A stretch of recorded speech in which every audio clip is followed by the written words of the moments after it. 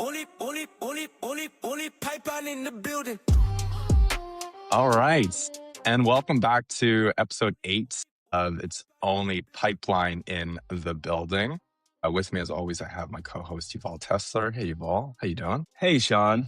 What's up? Yeah, not much, man. And with us as well, we also have a very special guest. We have Jonathan Teitcher, who is the Vice President of Revenue Operations at SysAid. John, I hope I'm still getting that title right. That was the last time I saw your titles when I worked there. Yeah. Okay. And John is probably one of the smartest people I know. I don't know if Yuval would say the same, but I always walked away from every conversation that I had with John at SysAid, always coming off a little bit more knowledgeable, a little bit more learned, and a little challenged in some respects, as well as John made sure that whatever I was talking to him about for the business was the best for the business. And despite not being a household name just yet, John, I think that the work that you do at SysAid and otherwise has been pretty fundamental to SysAid's success and my success in my role at SysAid as well. So, John, why don't you introduce yourself a little bit, what you do at SysAid and beyond. Thank you for that introduction. That was some big shoes to fill, I guess, based on that. So I appreciate it. But Vice President of Revenue Operations, been running the RevOps team at SysAid for about 4 years now. Been at SysAid for a little bit longer than a decade at this point. Done most roles under the sun when it comes to revenue, everything from, sort of managing top of funnel teams all the way down to our customer success role as well. I started at SysAid as a CSM and sort of found my way through lots of different revenue roles to really understand that RevOps was actually where I was always destined to be. It took me maybe longer than most, and I went a sort of backwards path. Most RevOps professionals you ever meet tell you they want to go the other way, but I am just where I needed to be. So give me a spreadsheet and some money to count, and I'm happy. Nice. Thanks, John. Yeah, the salesperson who likes spreadsheets, right? Yeah.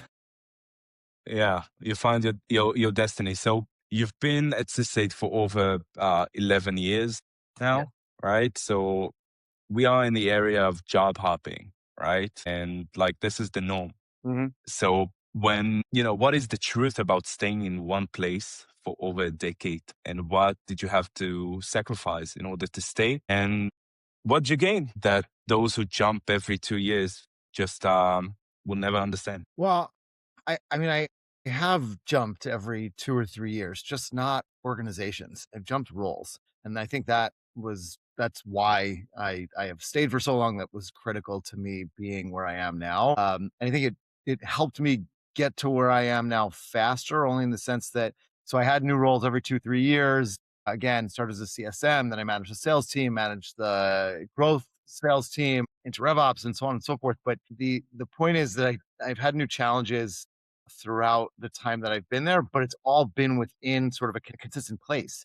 So I knew where the organization was, how the organization was functioning, and I didn't have to, start completely from scratch every 2 or 3 years, where I had to understand the landscape of the industry that we're selling into, or who the people were inside of the organization, what our systems were. But it was trying to find new challenges for myself, and then, bring value to the teams that I was either part of or managing. And so I did get that jump itch, if you will, scratched, but again, with the same organization. So, you ask what I gave up. I don't know if I gave up a lot. I think I gave up. There is something that I've lost about not being a part of multiple organizations for the past 10 years. I've literally been in the same company for 10 years, SaaS space. And I haven't seen what other organizations are doing. And so there's something that I, just haven't seen, more context to what we're doing here at SysAid or what I've been doing. But at the same time, I think I've been able to grow existentially faster when I had sort of a stable environment around me and had new challenges in the sales arena ahead of me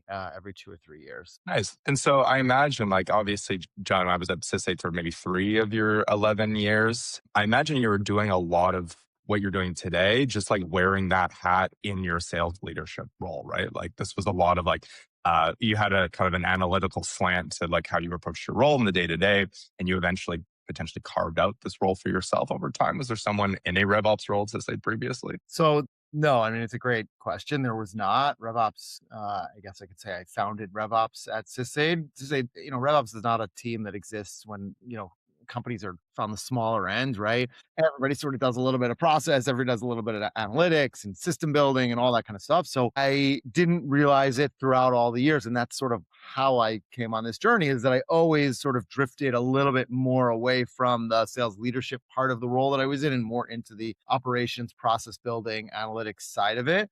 And I think that, going back to the original question, if I had jumped different organizations, I'm not sure I would have found that piece necessarily, because it just, in every role that I was in, that's where I naturally ended up moving towards. So yeah, that was a key component for me. Yeah, who wants to manage emotional target-based salespeople rather than analytical, straight to the point ops people? I feel Well, I like you will found a say, good spot for yourself.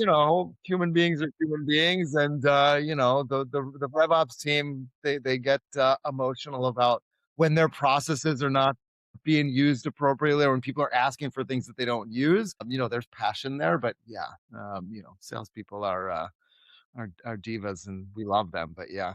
Nice. And so John, I guess again, like I come back to my original comment where like I always felt that you and your team were the smartest people in the room. You knew where the bodies were buried, you knew how the systems worked, you knew how to advise the teams, or the brashness of certain leaders across the business, myself included, to say, wait, hold on, let's actually take an analytical look at this. But I'm curious, when everything works well, right?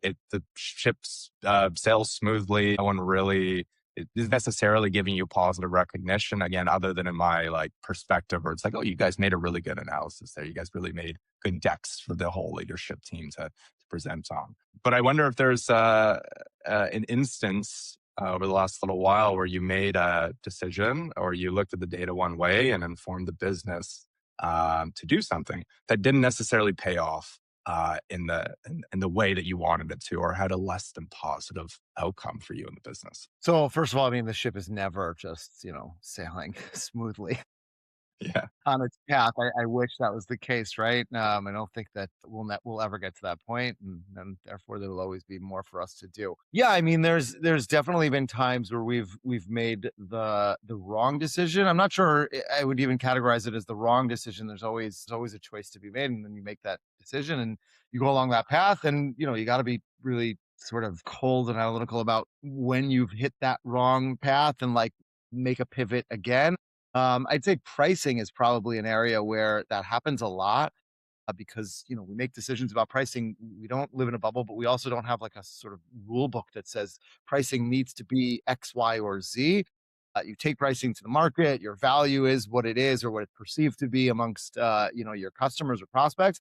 And so we've, let's say, stumbled over the years of trying to find the right pricing. I can't tell you like, oh, this particular decision was like really detrimental or something along those lines, but it took us a while, over 11 years, to really get to a place where we think that our pricing is, maybe where it should be. And I say maybe really, strongly, because I'm still not sure, so we've advised certainly going in directions that didn't work for us, maybe in the long run. Maybe they hit some short-term sort of gains where we wanted them to be. But, in the end of the day, I'll be honest, we're saddled with a little bit of legacy with some of the pricing that we went on, and from a RevOps standpoint, that's a challenge to continue to figure out how to manage customers who've now had different price books and different things over periods of time. But yeah, so never smooth sailing, that's for sure. So I think about it's this, sorry, John, about this, as much as you can tell, right, around pricing, because I know for every company it's like a sensitive subject, but as much as you can, walk us through how do you make a decision regarding pricing?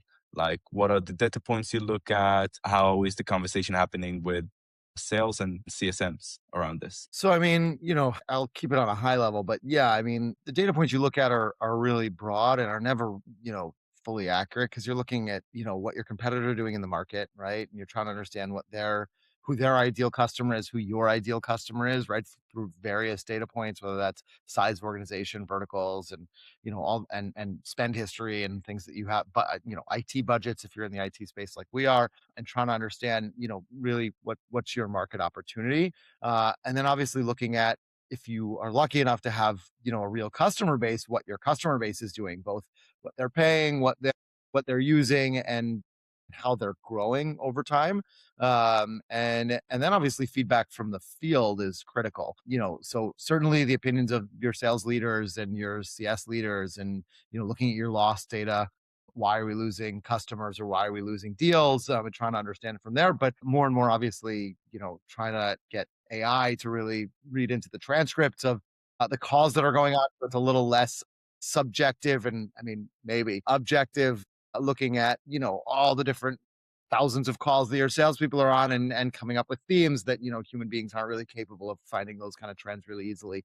And so trying to amalgamate that all into an opinion, because that's what it really is in the end of the day, and bringing a number of leaders from different organizations and whatnot who have come to work at one company, and sort of have a discussion surrounding all of those things, to get to the best opinion that you can, and roll with it. And then obviously monitor, test, and be ready to change at like the drop of a hat, once you've implemented it or taken it to market. It's actually there's two questions that I want to ask on the back of this. One, the first one is relating to how you navigate the room, right?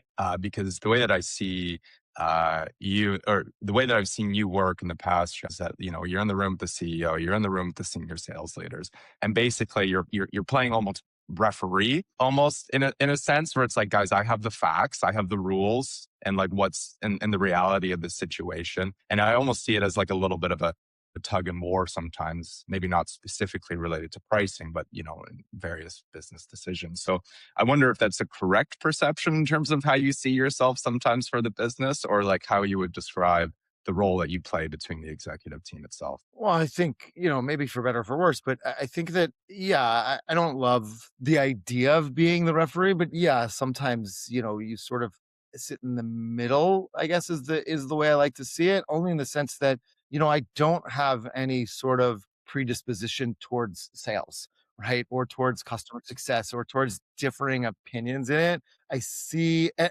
and you can see it in a lot of organizations of where RevOps or sales ops, whatever you want to call it, sits in an organization. I think it's critical to this. Where we sit as a part of the finance organization, we roll up to the CFO. And so I think that, I very much align with that positioning inside of an organization, because it means that our job as revenue operations is to really try and see the organization, almost from the outside, not really from the outside, but almost from that vantage point where you're trying to get the whole picture. And so maybe it's not sitting in the middle as much as it's sort of sitting on the side, trying to, like, I'm thinking of like a thing of clay, using my hands a lot, but Yeah, like trying. molding the teams. Yeah, exactly. Because again, everybody, it's not, sales leaders are really passionate about what works for them and their job. A good sales leader is going to fight tooth and nail, like literally to the end, to get what they need for their team to be successful. Everything else be damned, right?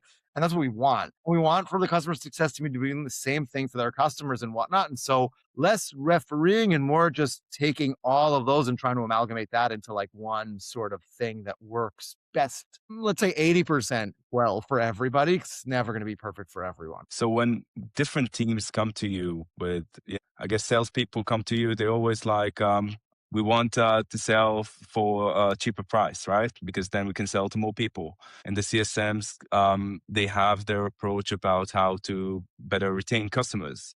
And we're not just talking about pricing. We're talking about, all the processes and the maintenance and the internal resources we dedicate to each and every team. So when this comes to you, and when different approaches clash from the financial perspective, from the marketing perspective, from the sales perspective, how do you navigate that? I mean, it's a tough question, right? I don't think there's like a, there's no silver bullet sort of answer to it. Again, most of it is trying to really take like your subjective self out of it. But I think that grounding in what the objectives of the organization are is significant, right? And I think I'm blessed to be a part of an organization that takes the process of setting objectives and key results every year, or even longer than every year, but certainly on an annual basis, as a sort of very important and, I guess, sacred maybe sort of thing. So it grounds you in, what are we trying to achieve, and then sort of which do you believe is the best approach to get there, when things are conflicting. But I think the most important part, in all honesty, is that sometimes you just have to take the decision, or, with a group of people, take a decision. The problem is you can't just force that decision on everybody. Certainly when you're talking to salespeople, certainly when people have, customers to manage and commissions to earn and all that kind of stuff. So there's always the like WIFY, like what's in it for you, that like you have to sell people. So, RevOps isn't, I guess, just analytics and all that kind of stuff. You got to sell also, but your customers that you're selling to are the people who are selling. All right. So you always got to sell that decision to them, rather than just sort of force it down people's throats. It's not gonna fly, not gonna work. Yeah, I think that's really interesting because one of the biggest things that I learned at SysAid was ultimately how, as a sales leader, right, and going into executive updates, how to tell my story in such a way that doesn't hide facts, but also says like, here are the results. If they're less than ideal, here's what we're going to do about it. But you really have to come in with an impartial conviction of saying like, hey, here are the options that we can do. And this is what we believe will result, right? There's no obfuscation or like lack of clarity around the story that you're trying to tell. You're just trying to create the best endpoint for the business to get to. Yeah, I mean, totally. Because again, when you obfuscate the reality of what's happening, then obviously, you're sort of pulling the wool over your eyes, and eventually, if you don't tell yourself the right story, the market will, right? Like in the end of the day, you're either gonna sink or swim. And so, tell yourself the story as long as you want. But when you're not, your dollars aren't coming into your pipeline, or, to the bookings at the end of the day, there's not much of a story you can tell about that. It's hard. Well, maybe, but it's harder. Yeah, it's not. Yeah. It's nice. Like it's for me, it's a way of managing up, but it's also managing sideways. And I like the way you put it. I call it the 1-3-1 method. It's coming from somewhere. I'm copying someone, but basically, you agree on what is the problem you're trying to solve, right? And this is what you said in setting KPIs and setting goals for the year. And then the 3 is you come up with 3 possible solutions, 3 possible routes you can go in. And you, from your perspective, I recommend path number 1 because this, whatever the metrics you put around it, right? So I like the way you frame it around, let's make sure we agree on the goals and what we're trying to achieve. And then the rest of the conversation is a little bit easier. Yeah, I mean, I think that again, without clear sort of vision as to where you're going and how you're going to get there, changes like a lot. And vision can change also, right? In the end of the day, but you always got to have one. And if you decide that changes, then it's a significant shift, but you make it happen. But how you're going to get there, rarely do you ever get there the way that you plan to. I mean, every year spend, many months putting together numbers on a spreadsheet that tell us exactly how we are going to get to our plan.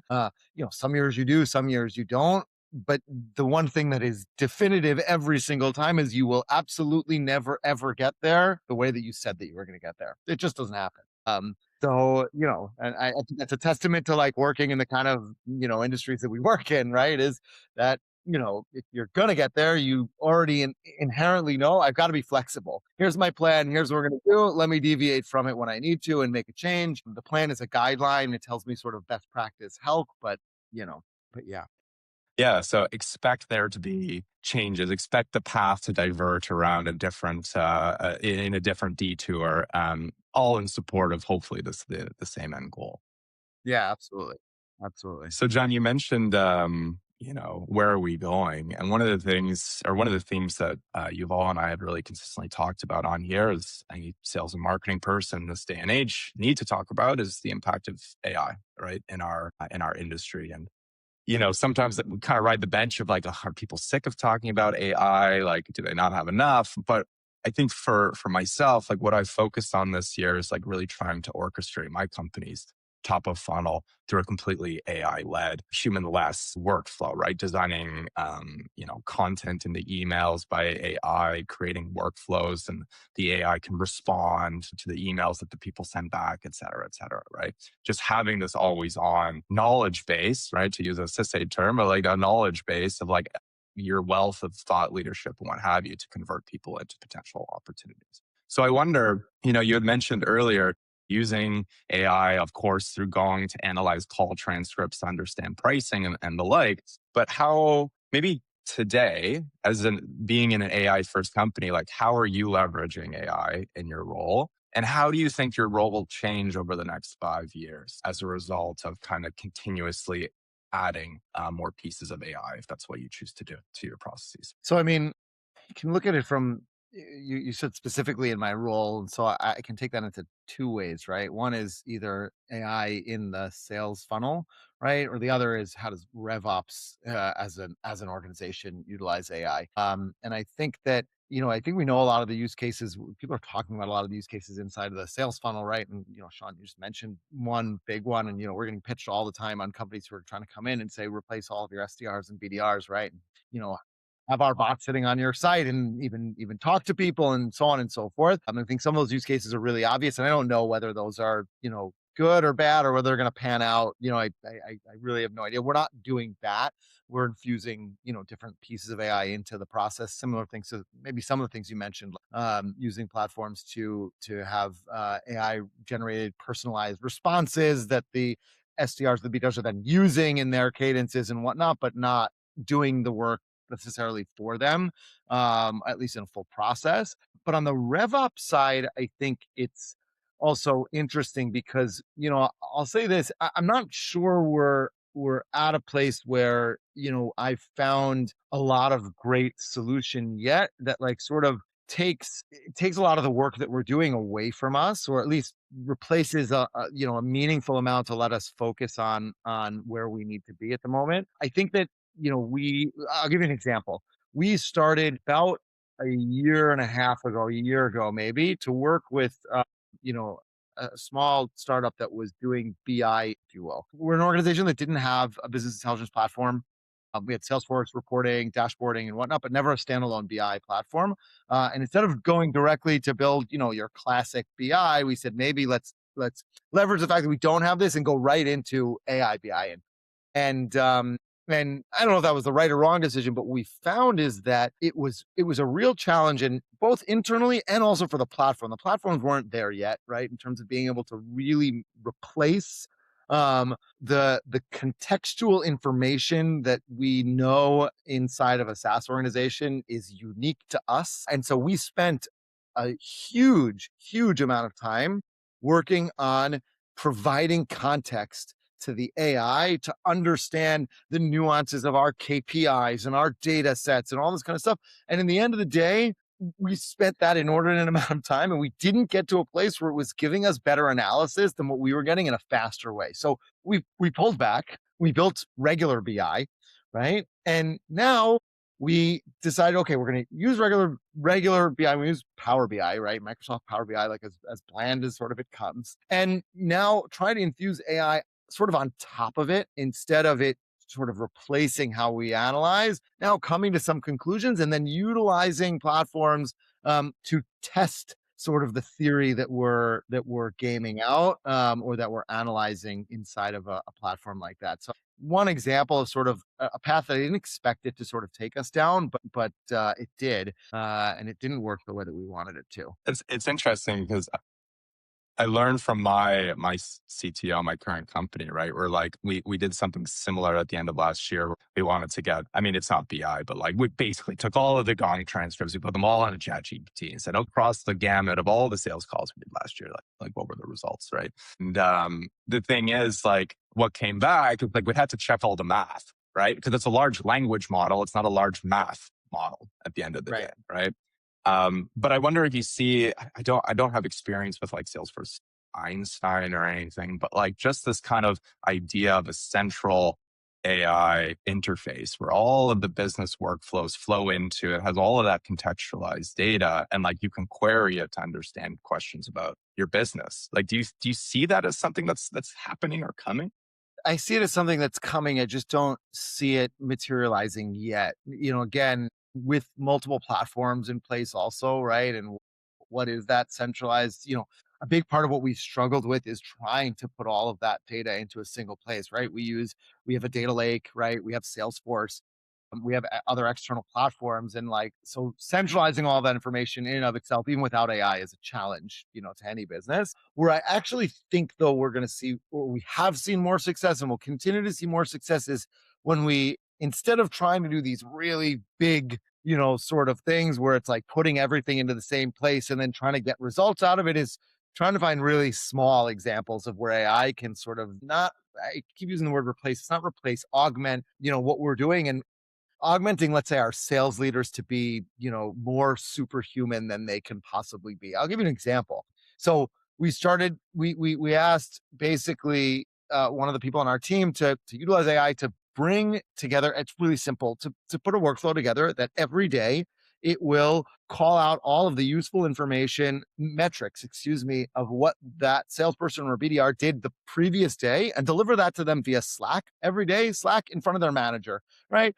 If it happens to be that they didn't make enough calls, or they didn't send enough LinkedIn requests, or whatever that is, along with what their pipeline looks like and what their booking data is, put together a small package of that daily and drop that into Slack. And, it's not crazy. It's not something huge that AI is doing, but when you have a sales leader who manages 15 people, if they want to get in front of all 15 of their salespeople's faces, especially if they're not all in the same office and they're around the country or whatever it is, that's like a superhuman strength that they can't do. And so the AI can just puts it in front of their face. And so we're seeing that people are paying more attention to their numbers and seeing, their activity placed in front of them. One example. Another is, you talked about putting all the data into one place and asking, the AI to sort of build us sort of that theory of what happened last year and whatnot. So we've got one Slack channel that literally delivers on every time we hear something related to what we believe is competitive insights, and it delivers that into that Slack channel. It's gotta obviously, the context, it gets it wrong sometimes, right? Because sometimes it'll just bring regular information about that competitor, John bought that platform at X price. It's not, real competitive info, but it is bringing in and surfacing more competitive insight than we'd ever have the opportunity to do if we were looking at call transcripts and emails and all sorts of things, or even our loss data. Loss data is a really easy one that we did a couple months ago, where we implemented it, where we push what the AI thought was the right loss reason per opportunity into Salesforce. And so now we've got the AI loss reason, we've got the rep loss reason. I'll be honest, I couldn't tell you at this point who's right or wrong more. Both give us context, right? Right. And most examples when they are opposed to each other, or when both are wrong, because oftentimes we'll read it and both are wrong, we can understand why they sort of gave us the answer that they gave us, and that requires some analytics and depth of focus, but it's giving us more insight and more information overall, right? Even if it's not as smooth as saying like, here, just give me all the loss reason, give me the analysis, and like, it's easy and here we go and we can make decisions now. It's more information rather than less, just not necessarily faster process in that. I think that makes sense, right? Like to your point, like at this stage in the AI development, it's very much more to augment rather than to replace, right? Humans. So that makes sense. Yuval, I know you have a question for John. Yeah, but I think that this is my generation's, it's the same with yours, but my generation's, web, internet launch or what have you, right? Like it's going to be very interesting over the next 20 years to see how these things change. Yeah. And we're not here to talk about, having, whether it's going to kill us all or whether it's going to, live in a land of abundance, but certainly it is going to affect the way that we work one way or the other. That is not up for debate. Yeah, so I have a question around this, actually, if it's going to kill us. No, but it's around if you were to hire someone right now for your team. I don't know if you're hiring. If you are, then it's a good opportunity to advocate for that. But when you are going to hire someone for your team, what are the attributes or the capabilities of this person that they should have at the moment in order to be a valuable RevOps person? So there's a few things, but the first thing above all else, and again, like you said, Yuval, to borrow a phrase from a great leader that I worked for in my past, I will take a will over a skill any day of the week. And that's not to say that you can take somebody off the street who's just really passionate and wants to do really great work and is going to kill it for you every day. They need to have a baseline, understanding of their work and experience and so on. Nothing beats drive and passion to succeed. really second to none. But I do think that, obviously it depends on the role. And in RevOps, there are a number of different roles, right? We've got more operation side people who are more analytical and process driven. We've got more technical people who are building Salesforce infrastructure or, AI, trying to build AI into different models. So again, it depends on where we're talking, in which arena. But I think that I'm looking for people who have had some experience in this world of RevOps, not many years, but like have been exposed to it and have the drive to learn more. But they really have to be people who are sort of programmatic's not the right word, people who try to break things apart into pieces so that they can understand how to put it back together again. You have to sort of understand that any problem that you're facing isn't just one problem. It's probably like 35 different little micro problems, and you're not going to solve all of them at once. So it's people who really think like that and they know how to sort of build. I like solving problems, and I like solving problems that affect people. Similar to I think a lot of people who are developers maybe, and again, I'm not a developer, but from what I've heard, people who create great software companies, like they want to solve a problem for somebody. I like solving problems for salespeople. I like solving problems for revenue generation. That's just the problem I like to solve. So if that's sort of the arena you want to operate in, yeah, it's for you. It feels to me like we want everyone to be pilots right now. And I'll say why pilots, because in the Air Force, Israeli Air Force tryouts, like then the first thing you've been given a machine. You see the machine, and then they break out all the parts, and then you need to assemble it back again, right? So this is for me the new expectation, right? To be this person to learn and to implement, and then go back again and learn in a circle, right? This part, it doesn't go well here, right? Let's try it in a different place. So I love how we all become Israeli Air Force pilots. Sorry. I like that example. I believe that, if you understand something intimately, right, and all of its pieces and how it works, then you have a much better chance of being able to improve it and utilize it to its best capability. But I think taking it back to AI, yeah, I think it's an expectation that people are able to do that today because in the end of the day, we have tools that are unprecedented in our ability to understand how all of these things work, right? And so like an AI, can easily tell you how everything works, and you then have the ability to read all of that content, understand it. Where maybe AI isn't quite there yet is now like, how do I then tweak that with like my human ingenuity and like figure out how to make it better? Maybe it's there, maybe it's not. Certainly will get there, but like today, yeah, be the pilot because you've got a tool that'll help you very much understand how that plane works from the get-go. Now figure out how to make it fly faster. And faster and faster and faster. Faster. No, yeah. Oh, great.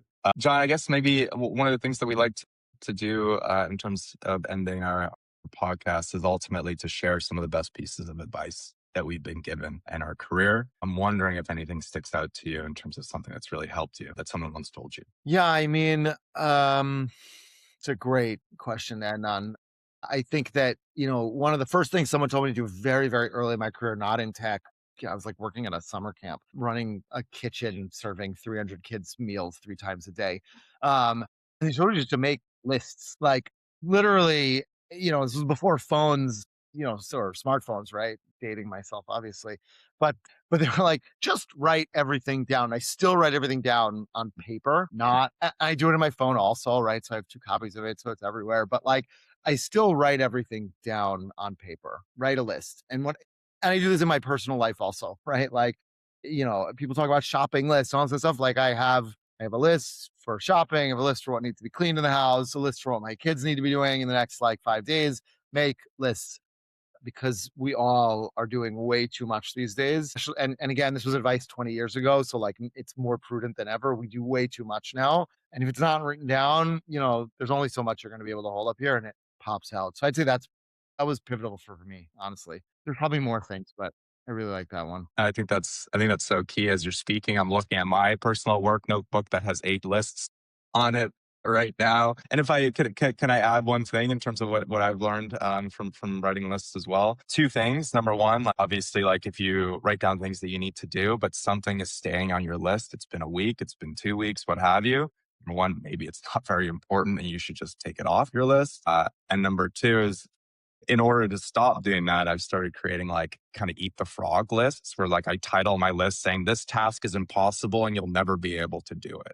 Right. And as soon as I have that in my notebook, I'm like, all right, I can do this. I will show myself that I can do this task. It's funny. I like that. I really like that because, I heard something else. I was listening to a podcast maybe about like a year ago, and someone suggested that you make a different type of list. And that list is like all of the really big things, right? Those kind of things that like never get off your list, put them on their own list and cross off like 80% of them at the start. I mean, like, you're not going to do these, right? Like, you just know you're not going to do it. And that's okay because, take the 20% that you decide is meaningful, leave those there. And then, yeah.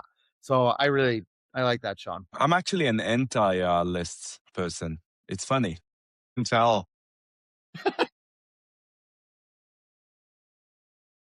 It's not that I'm not into productivity and everything, right? It's just, for me, when something is important, then I'm just blocking, I don't know, half an hour on my calendar. And I'm writing down exactly what I need to do because this is important, because sometimes I book like 2 weeks ahead.